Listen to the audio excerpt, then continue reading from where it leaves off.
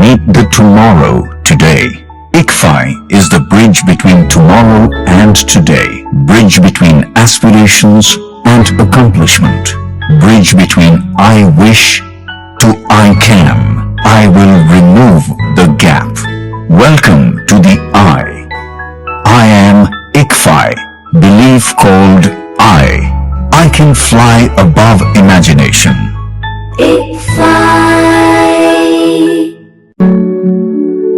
ప్రతి కళ ఇంటి నుండే మొదలు. ప్రతి ప్రయాణం వెనుక తల్లిదండ్రుల నిశ్శబ్ద త్యాగాలు. ఇది గమ్యం కాదు, ఇది మార్గం. ఇవాళ తెలివి ఒక్కటే చాలదు, క్రమశిక్షణ ఉంటే కాని విజయం దక్కదు. ప్రతి అడుగు క్రమశిక్షణతో, ప్రతి విజయం విద్యతో. మన VVIT university, absolute discipline, absolute education.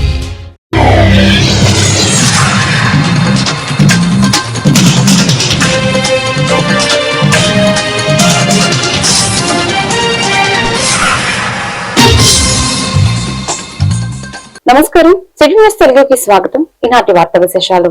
Vijayawada Gollapudi market yard లో ఆంధ్రప్రదేశ్ రైతు సాధికార సంస్థ ఆధ్వర్యంలో ప్రకృతి వ్యవసాయ ప్రక్రియలో భాగంగా విత్తన గుళికలు తయారీపై రైతులకు ప్రత్యేక అవగాహన స్టాల్ ఏర్పాటు చేశారు. వ్యవసాయ అధికారి గూడిపూడి శ్రీనివాసరావు పర్యవేక్షణలో జరిగిన ఈ కార్యక్రమంలో విత్తన గుళికల తయారీ విధానాన్ని ఎన్టీఆర్ జిల్లా collector Lakshmisha, Mylavaram MLA Vasantha Krishnaprasad, TDP NTR జిల్లా అధ్యక్షురాలు Gadde Anuradha, market yard chairman Narra Vasu మరియు ఇతర ఉన్నతాధికారులకు ప్రదర్శించి వివరించారు. సేంద్రీయ పద్ధతిలో మట్టి, పేడ, బుగ్గి మిశ్రమంతో విత్తనాలకు కోటింగ్ ఇచ్చి తయారు చేసే ఈ గుళికలు తీవ్ర ఉష్ణోగ్రతలు కలిగించే ఎల్నివో ప్రభావంతో విత్తనాలు పాడవకుండా రక్షిస్తాయని అధికారులు తెలిపారు. అట్లా హార్మోన్లు ఇవన్నీ కూడా ఎక్కువ చేస్తారు. ఓకే, ఈ బంకమట్టి వల్ల ఏంటంటే విత్తనంలో ఉన్న తేమని బయటకు పోని కొండల్లో దాచుకోవడం అదే తప్ప.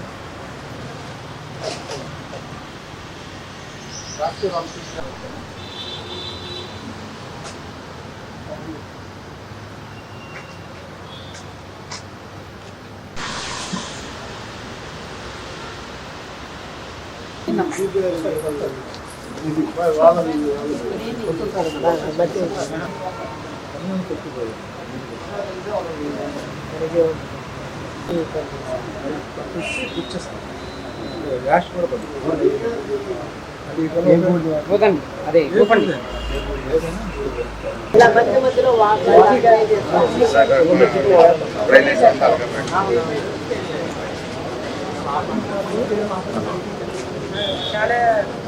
ఈ ఎల్లినో ప్రభావం వల్ల వర్షాలు ఎప్పుడు వస్తాయి అనేది అన్సర్టనిటీ ఉంది కాబట్టి దీనికి ఈ విత్తనాలు ఇట్లా గుళికలు చేసి భూమిలో పెట్టుకుంటే సఫిషియెంట్ మాయిశ్చరైజేషన్ ఉంటే మొలకొస్తుందని చెప్తున్నాను. అవును, బాగా పనిచేస్తుంది.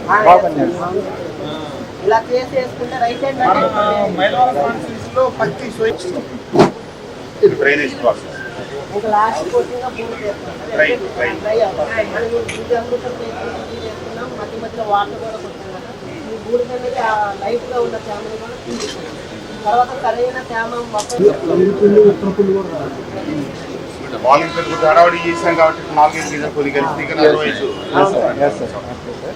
లైన్ సోయింగ్ అట్లా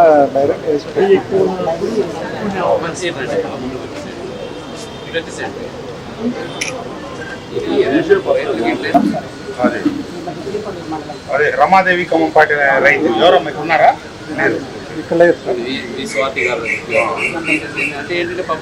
తెలిసిన వాళ్ళు ఎలా కొనుక్కుంటారు, తెలియని వాళ్ళకి కాన్ఫిడెన్స్ ఇవ్వడానికి. నమస్కారం అండి, నా పేరు శ్రీనివాసరావు. నేను ఎన్టీఆర్ జిల్లా డిస్ట్రిక్ట్ ప్రాజెక్ట్ మేనేజర్ ప్రకృతి వ్యవసాయ విభాగానికి. ఇక్కడ ముఖ్యంగా ఏంటంటే మనకి ఈ దాదాపు 30-40 సంవత్సరాల నుంచి ఈ కెమికల్ వ్యవసాయం చేసేటటువంటి రైతుల వల్ల ఈ తెలిసి తెలియక కొంచెం ఎక్కువ మోతాదుల్లో ఈ కెమికల్ వేయటం వలన భూమిలో జీవం అనేది అంటే సూక్ష్మజీవులు అనేవి చాలా కోల్పోతున్నాం. వాటి మళ్ళీ పునర్జీవింపు చేసుకోవడానికి ఈ నవధాన్యాలు అంటే మన పిఎండిఎస్ అనే విధానం ప్రకృతి వ్యవసాయ విభాగం ద్వారా గత 5-6 సంవత్సరాల నుంచి కూడా రైతుల పొలాల్లో వేయించి వాళ్ళు చెప్పినటువంటి రిజల్ట్స్ ప్రకారం ఇది బాగా పనిచేస్తుంది. భూమి చక్కగా గొల్లబారుతుంది. వర్షం ద్వారా వచ్చినటువంటి నీటిని నిల్వ చేసుకునే సామర్థ్యం కూడా భూమికి పెరుగుతుందని చెప్తున్నారు. ఆ నేపథ్యంలో ఈ అనేక రకాలైనటువంటి విత్తనాలు, దాదాపు 30 రకాల విత్తనాలు కలుపుతున్నామండి. ఈ కలిపిన విత్తనం మొక్క ఉంటుందో ఆ విధంగా ఇవి పెరగడం జరుగుతుంది. అందుకనే రైతులకి ఇప్పుడు ఎందుకంటే ఈ ఎల్లినో ప్రభావం అనేది ఉంటుందని చెప్పేసి మనకి వాతావరణ శాఖ చాలా సూచనలు ఇవ్వడం జరుగుతుంది. అప్పుడు రైతులు ఏంటంటే ఈ విధానాన్ని చేపట్టినట్టయితే, అంటే ఈ విధానంలో ప్రధాన పంటలు కూడా వేసుకోవచ్చు, పత్తి లాంటివి కానీ, తర్వాత మనం శనగ, వేరుశనగ ఇట్లాంటివి కూడా వేసుకోవచ్చు. కాబట్టి ఈ విధానాన్ని కొంచెం రైతులకు తెలియజేసేటట్టుగా ఇటువంటి పెద్ద కార్యక్రమాల దగ్గర చెప్పడం జరుగుతుంది. ఈరోజు ఇక్కడికి మేము ఇచ్చేసిన ప్రధాన ఉద్దేశం అన్నదాత సుఖీభవ ప్రోగ్రాంలో ప్రోగ్రాంకి రావడం జరిగింది.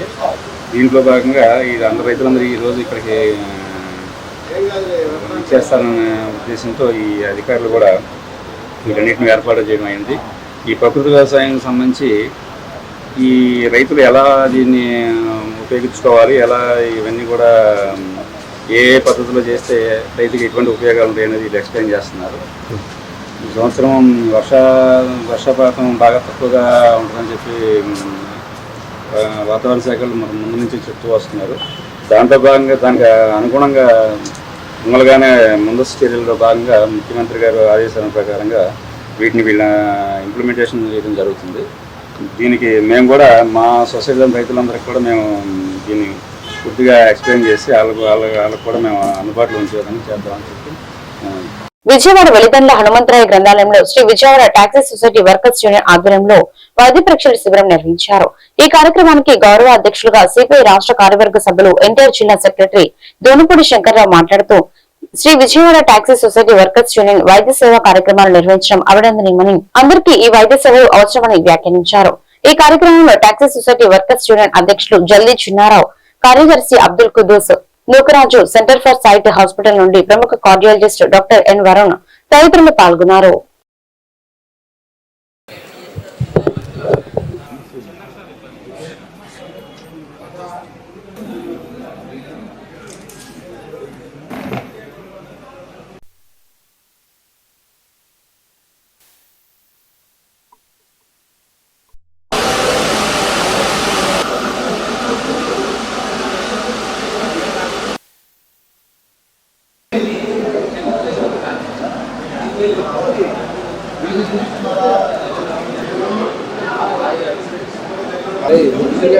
రాజేష్ గారు అక్కడ నుంచి చంద్రబాబు నాని నుంచి కూడా అమ్మాయి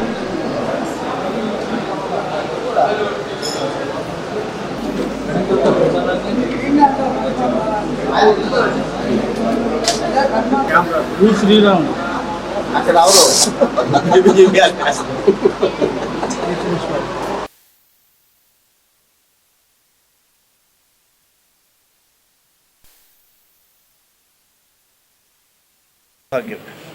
హెల్త్ ఈజ్ వెల్త్ అన్నారు పెద్దలు, వైద్యో నారాయణో హరి.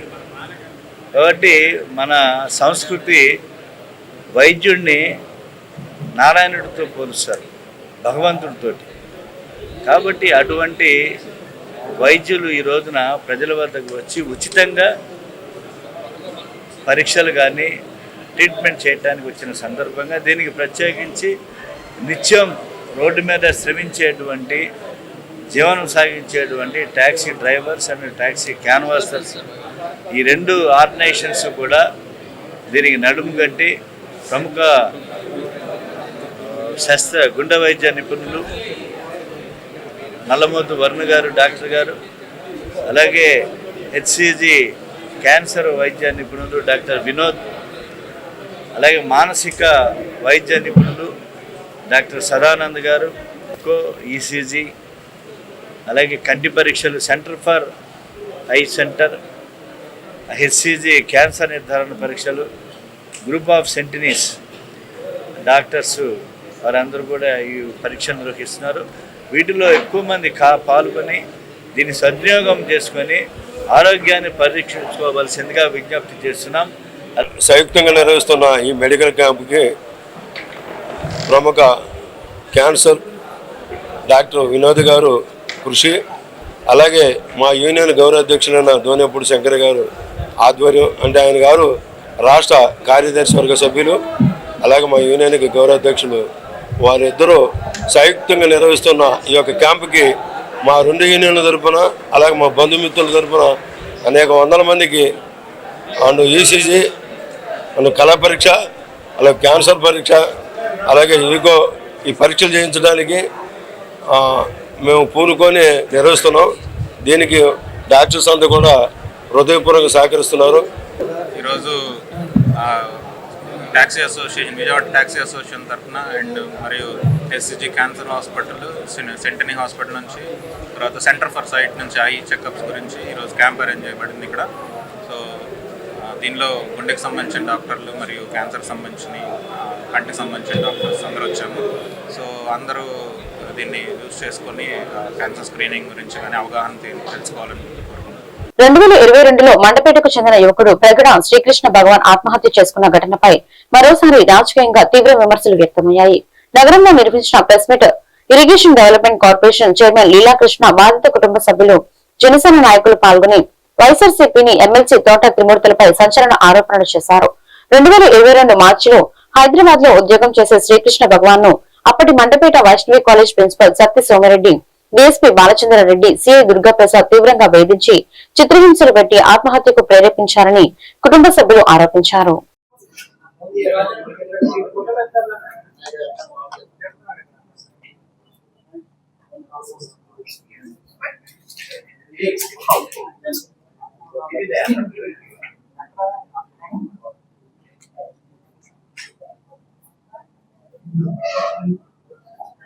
ఆ రోజు మా మండపేట నియోజకవర్గంలో వైసీపీ పార్టీ తరఫున మండలి, ఈరోజు శాసన మండలి సభ్యుడిగా ఉన్నటువంటి తోట త్రిమూర్తులు గారు అక్కడ ఎమ్మెల్సీగా, ఏదైతే నియోజకవర్గ ఇన్ఛార్జిగా కూడా కొనసాగడం జరిగింది. ఆ రోజు కనీసం తోట త్రిమూర్తులు అనే వ్యక్తి ఈ యొక్క సోదరుల్ని పరామర్శించడం కానీ, ఈ కాపు కుటుంబానికి చెందిన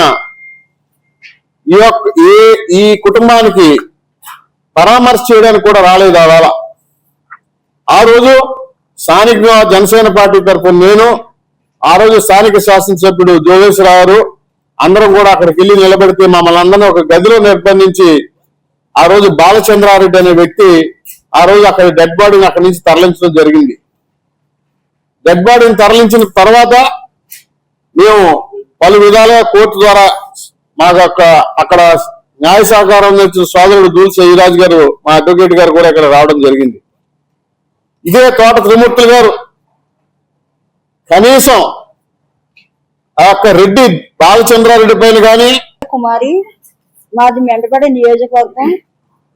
మా ఆయన గారి పేరు ప్రగడ రాంబాబు. మాకు 3 పిల్లలు.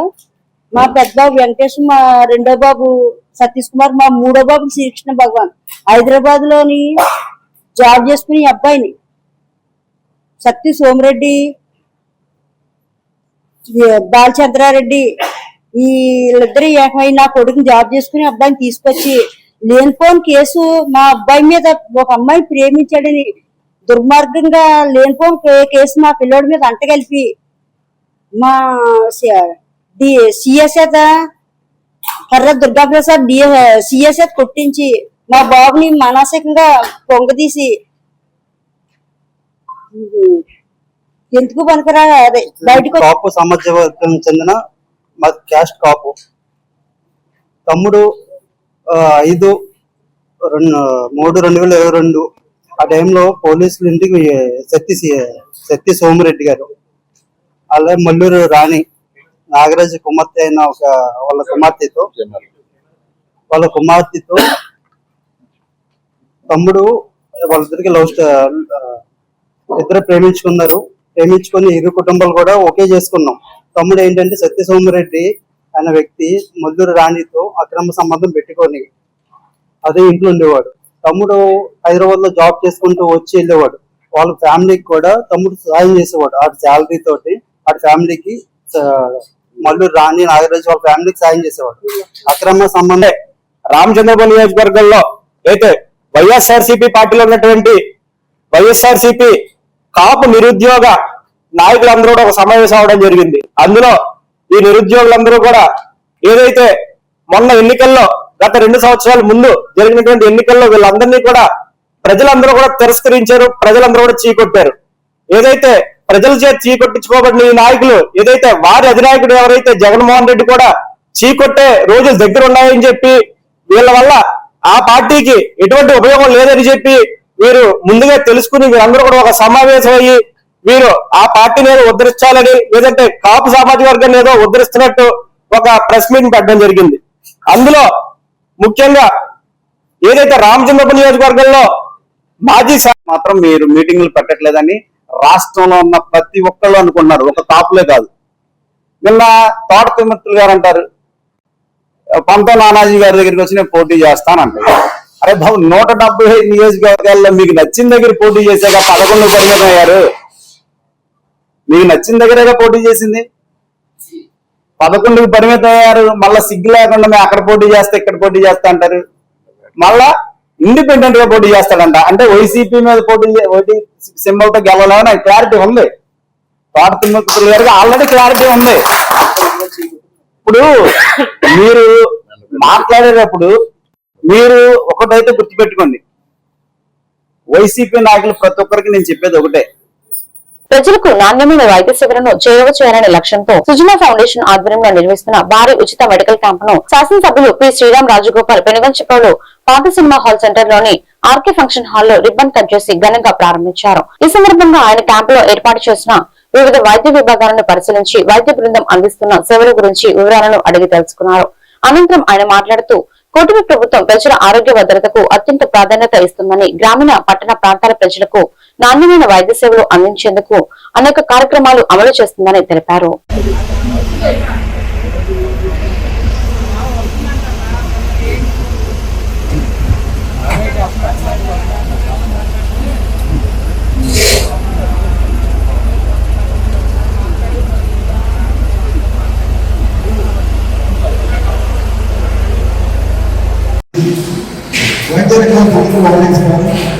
ఇంకా అవసరమైతే విజయవాడ కానీ అయితే హైదరాబాద్ బీసీటీ హాస్పిటల్ ఉంది, ఉచిత వైద్యం, గట్టి వైద్యం, అదేవిధంగా గుడ్డు సంబంధించిన విషయాలు కావచ్చు, మోకాళ్ళు నొప్పులు కావచ్చు, అన్ని రకాల వ్యాధులు డాక్టర్స్ వచ్చి చేసి అందిస్తారు. ప్రత్యేకంగా సుజనా ఫౌండేషన్ చైర్మన్ సునా చౌదరి గారికి ప్రత్యేక ధన్యవాదాలు చేస్తాము. గతంలో కూడా రైతులకి సుజనా ఫౌండేషన్ నుంచి పట్టాలు ఇచ్చారు. అంటే వర్షం పడ్డప్పుడు పంటలు చేతి తరుగుతూ ఉంటాయి, అటువంటి వాళ్ళు కూడా ఉచితంగా పట్టాలు కూడా జరిగింది. ఈరోజు మెడికల్ క్యాంప్ కూడా 2 రోజులు కూడా ఇంటికి వస్తే ఇక్కడ డాక్టర్స్ ఉన్నారు, వైద్య పరీక్షలు చేయించుకుని పడతలు ఎక్కారు పైకి మనం కూడా చేస్తారు. ఇందులో సందేహం చేసుకుంటూ ధన్యవాదాలు చేస్తాము. విజయవాడ తూర్పు నియోజకవర్గ వైఎస్ఆర్సీపీ ఇన్ఛార్జ్ ఎన్టీఆర్ జిల్లా పార్టీ అధ్యక్షులు దేవేవి అవినాష్ స్థానిక ఎమ్మెల్యే గద్దె రామ్మోహన్ పై తీవ్ర స్థాయిలో ధ్వజమెత్తారు. మీడియా సమావేశంలో ఆయన మాట్లాడుతూ గద్దె రామ్మోహన్ ఆయన భార్య చెప్పేవన్నీ అవాస్తవాలని, నియోజకవర్గంలో వారు చేస్తున్న అవినీతి రౌడీయిజాన్ని ప్రజల ముందు ఉంచుతామని హెచ్చరించారు. టీడీపీ ఆఫీస్ పై దాడి కేసు గురించి ఇప్పటి వరకు మాట్లాడుతున్నారు. నాపై పెట్టిన కేసుల్లో నిజముంటే ఈ పార్టీకి శిక్ష పడేది కదా, ఇప్పుడు మీరే అధికారంలో ఉన్నారు, దమ్ముంటే నిరూపించండి, నేడు ఓడిపోయారని విమర్శిస్తున్న గద్దె కూడా గతంలో 2 సార్లు ఓడిపోయిన సంగతి గుర్తుంచుకోవాలని సవాల్ విసిరారు. మేము చేయని కార్యక్రమాలు ద్వారా గతంలో ఎన్నికల ముందు ఏ విధంగా అయితే ఇంటింటికి వెళ్ళి అబద్ధాలు చెప్పారో, ఈసారి గారు అదే అబద్ధాలకి ప్రజానికం మోసపోతారేమో అని చెప్పి మీరు అనుకుంటున్నారేమో. ప్రజానికం అమాయకులు కాదు ఇంకోసారి మోసపోవటానికి. ఈ రోజు తూర్పు నియోజకవర్గంలో తెలుగుదేశం పార్టీ వాళ్ళ ఆధ్వర్యంలోనే గంజాయి మాఫియా జరుగుతాయి. పూర్తిగా గద్దె రామన్ మొత్తం గారు తెలిసి వీటి గురించి, అయినా దాని మీద చర్య తీసుకునే వాళ్ళు గారు ఒక్కరి గారు మీరే మీరున్నారో చెప్తున్నారు. ఈ డ్రామా రాజకీయాలు, షో రాజకీయాలు ప్రతి ఒక్కటి గారు మానుకోండి. మీరు చేసే చీకటి రాజకీయాలు, వెన్నుపోటు రాజకీయాలు ప్రతి ఒక్కటి గారు ప్రజానికి ముందు పెడతాం. మీరు గొప్ప అనుకుంటున్నారో, మా నాయకుల్ని కార్యకర్తల మీద దాడి చేస్తే మీరు గొప్ప అనుకుంటున్నారేమో. రాబోయే రోజుల్లో తప్పకుండా చట్టం తన పని తను చేసుకునే విధంగా మా నాయకుల్ని కార్యకర్తల్ని ఇబ్బంది పెట్టిన ప్రతి ఒక్కరిని ద్వారా కోర్టు ముందు నుంచోబెట్టే బాధ్యత మేము తీసుకుంటామని చెప్పని, మీకు నిజంగా దమ్ముంటే ఈ 2.5 సంవత్సరాల కాలంలో మీరు చేసిన అభివృద్ధి పైన మిగతా ఆరోపణలన్నీ గారు చేస్తారు. నేను ఒకటే అడుగుతున్నా, మీ ప్రభుత్వం, మీరు అధికారంలో ఉన్నారు, విచారం చేసుకోండి, ఎంక్వైరీ చేసుకోండి, అవినాష్ తప్పుందని చెప్పించండి. అవన్నీ చేయకుండా మైక్ దొరికింది కదా అని చెప్పని చెప్పిన అబద్ధం మళ్ళీ మళ్ళీ చెప్తే ఈరోజు ప్రజానికి వెళ్ళే పరిస్థితిలో లేరనే విషయం గద్దె రామ్మోహన్ రావు గారు తెలుసుకోవాలని చెప్పి సందర్భంగా చెప్తున్నా. ఎందుకంటే ఆయన చేసేదే ఉండదు, ఒక అభివృద్ధి కార్యక్రమం చేయరు, ప్రజానికానికి కావాల్సిన సంక్షేమ కార్యక్రమాలు చేయరు, ఒక షో మాస్టర్గా షో రాజకీయాలు చేస్తూ అవతల వ్యక్తి మీద అబద్ధాలు చెప్పే కార్యక్రమం తప్పితే గద్దె రామ్మోహన్ గారు ఏమి చేయరు అని చెప్పి సందర్భంగా చెప్తున్నారు. మేము 5 సంవత్సరాల్లో ఏ అభివృద్ధి కార్యక్రమం చేసామో, ప్రజానికానికి ఎంత సంక్షేమ కార్యక్రమాలు చేశామో మేము చెప్పగలం. ప్రతి డివిజన్లో ఏ కార్యక్రమం చేశామో ఆ కార్యక్రమం మేము చెప్పగలం. మీరు పనిచేసిన ఎమ్మెల్యేగా పనిచేసిన కాలంలో ఒక్క కార్యక్రమం ఇది నేను చేశాను అని చెప్పిన ఒక్క కార్యక్రమం మీకు ఉందా అని గద్దె రామ గారు అని చెప్పి మేము అందరం కూడా క్వశ్చన్ చేస్తున్నాం. మాట్లాడితే ఓడిపోయానన్నారే, నువ్వు ఓడిపోలేదా? ఏపీ పీటీడీ ఉద్యోగ సంఘాల జాక్ రాష్ట్ర కమిటీ పిలుపు మేరకు ధర్నా గేట్ మీటింగ్ ని గురువారం ఆర్టీసీ డిపో గేట్ వద్ద నిర్వహించారు. 2029 నాటికి విద్యుత్ బస్సుల పేరుతో ఆర్టీసీ ప్రైవేట్ వారికి అప్పగిస్తూ ఇచ్చిన జీవో నెంబర్ 88 రద్దు చేయాలని, ఎలక్ట్రికల్ బస్సులను ప్రభుత్వమే సొంతంగా నిర్వహించాలని, ప్రయాణికుల భద్రత ఆర్టీసీ బస్సులతోనే సాధ్యమని, ఆర్టీసీలో ఉన్న అవుట్ సోర్సింగ్ ఉద్యోగులకు ఉద్యోగ భద్రత కల్పించాలని, 11వ పీఆర్సీ పెండింగ్ డిఏ అరియర్స్ వెంటనే చెల్లించాలని డిమాండ్లతో నిరసన నిర్వహించారు. ఈ కార్యక్రమంలో కె బాలాజీ, కెఎస్ రావు, ఎంవి రామారావు, జె మూర్తి, వాసు, యేసుబాబు, కృష్ణ తదితరులు పాల్గొన్నారు.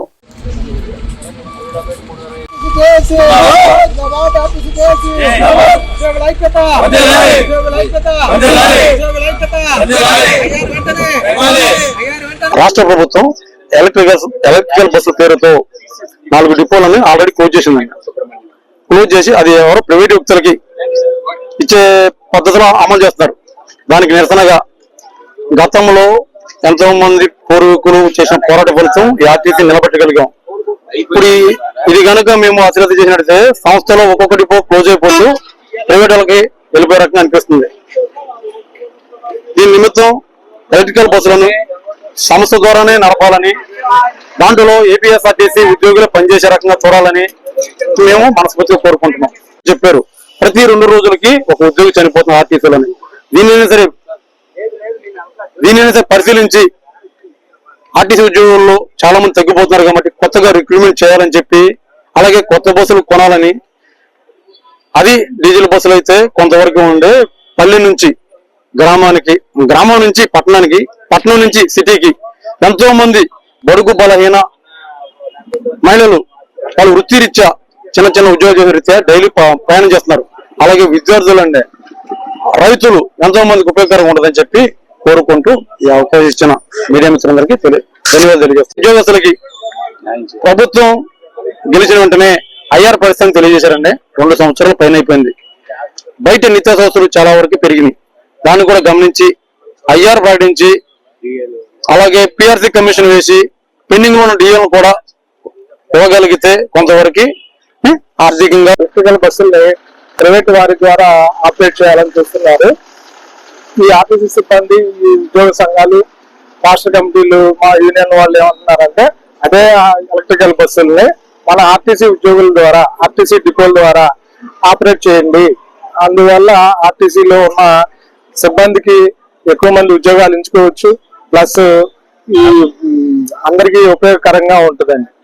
కొన్ని డిపోలు ఖాళీ చేసేసి ఆ సిబ్బందిని అటు ఇటు తారుమారు చేసి వాళ్ళు ఎటువంటి ఎటెళ్లాలో తెలియక నిర్వహణ పడుతూ ఇబ్బందులు పడుతున్నారు, అనారోగ్యానికి కూడా గురవుతున్నారు.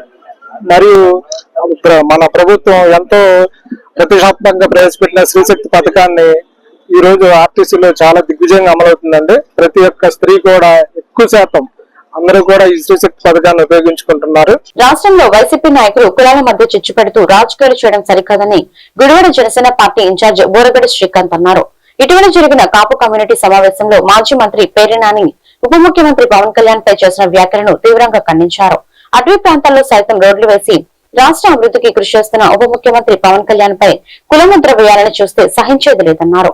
కులాల మధ్య విద్వేషాలు రెచ్చగొట్టే చర్యలను ప్రజలు గమనిస్తున్నారని వైసీపీ నేతలు విమర్శలు మాని అభివృద్ధిపై దృష్టి పెట్టాలని సూచించారు.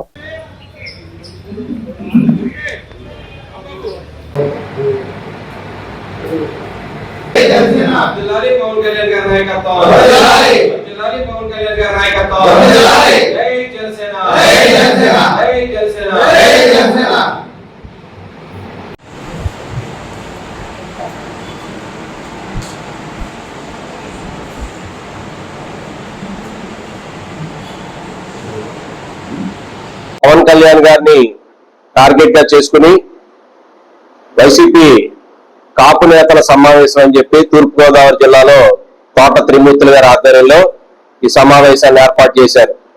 దీన్ని ప్రజలందరూ కూడా గమనిస్తా ఉన్నారు. ఇటువంటి రాజకీయ దళారులందరూ ఒక చోట చేరి రాజకీయ బ్రోకర్ల కింద తయారయ్యి కులానికి సంబంధించి కుల సమావేశాలను ఏర్పాటు చేసి దాన్ని ప్రధానంగా కొనిదెల పవన్ కళ్యాణ్ గారి మీద టార్గెట్ చేసి మాట్లాడుతూ ఉన్నారు.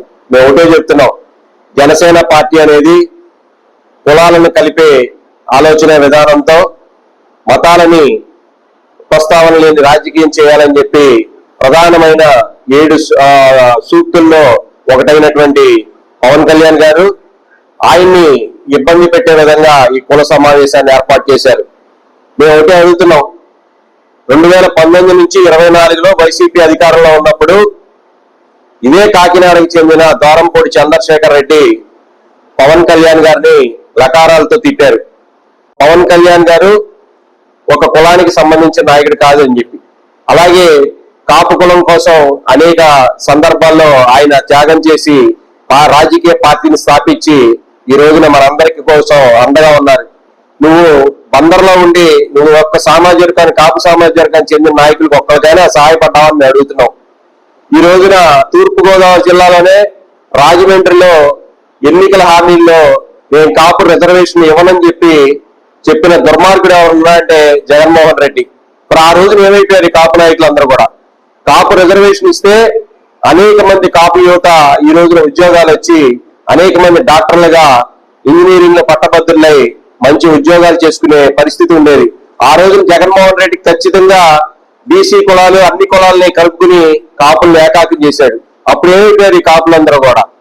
కాబట్టి చెబుతున్నాం, ఎప్పుడు కూడా జగన్మోహన్ రెడ్డి వైసీపీ పార్టీ కులాల మధ్య చిచ్చు పెట్టాలనే ప్రయత్నమే తప్పించి ఈ రోజున పవన్ కళ్యాణ్ గారిని మానసికంగా ఇబ్బంది పెట్టాలని చెప్పి చూస్తున్నారు.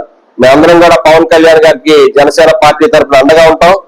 ఎప్పుడు కూడా కాపులే కాదు, మిగతా బడుగు బలహీన వర్గాలు, దళిత వర్గాలు అన్ని కూడా మైనార్టీలు అందరూ కూడా పవన్ కళ్యాణ్ గారికి ఈ రోజున ఆయన యొక్క పనితనం, ముఖ్యంగా ఆయన పంచాయతీరాజ్ శాఖ చూస్తే కనుక ఇండియాలోనే ప్రప్రథమ స్థానం పంచాయతీరాజ్ శాఖ వచ్చింది.